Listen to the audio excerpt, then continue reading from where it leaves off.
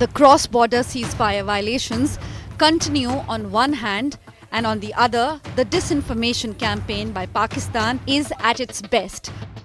Pakistan's information minister took the media with him to Pakistan-occupied Kashmir to debunk Indian claims of terror training camp setups in the region. There are so many contradictions in their case. There are so many anomalies in their case that they are not able to prove themselves. And we are here proactively on one of the spots where India alleges that there are terrorist camps. You can see for yourself, ladies and gentlemen, there are no terrorist camps. Yes, we have beautiful mountains. The grass is green.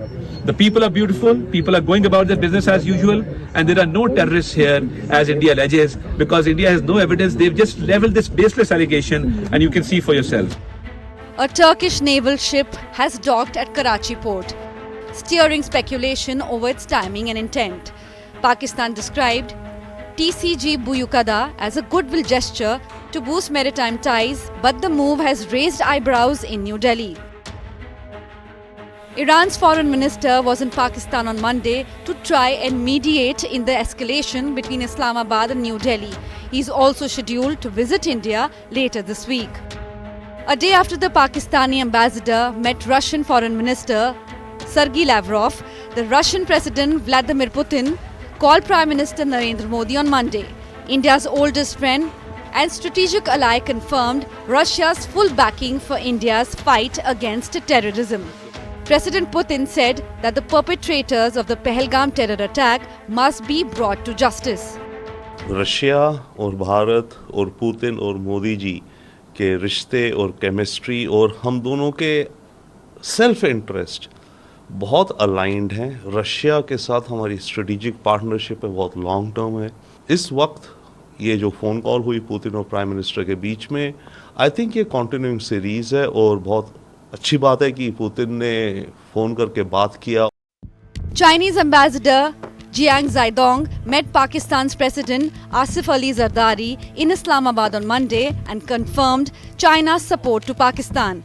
As India-Pakistan tensions rise, repeated nuke threats are being sent by ministers of Sharif's government. सारी इस दुनिया पे हमारा ये एतमाद ईमान है कि भाई हमें तो एक दिन मरना है, मरने के बाद अगर जो है वो नरेंद्र मोदी हमें जन्नत देता है तो इससे अच्छी और क्या बात होगी, इससे अच्छी और क्या बात होगी। और ये जो हमने न्यूक्लियर एसिड बना रखे हैं, ये शबरात पर पटाखे फोड़ने के लिए बना रखे हैं। India has already put in motion twin financial strikes on Pakistan to throttle support for cross-border terrorism. Sources say that India is likely to actively pursue getting Pakistan back onto the Financial Action Task Force or the FATF grey list.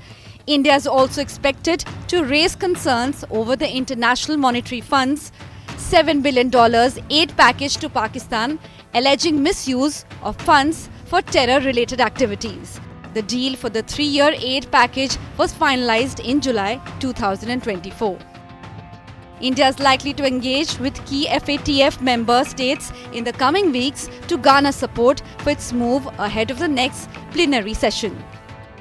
Apart from downgrading diplomatic relations with Pakistan, India has suspended the Indus Waters Treaty, closed the integrated checkpost at the Attari-Wagah border, cancelled visa services for Pakistani nationals, and closed its airspace to Pakistani flights.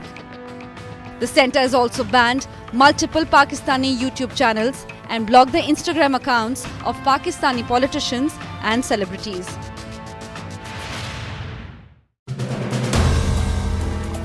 If you like the video, do like, comment, share and subscribe.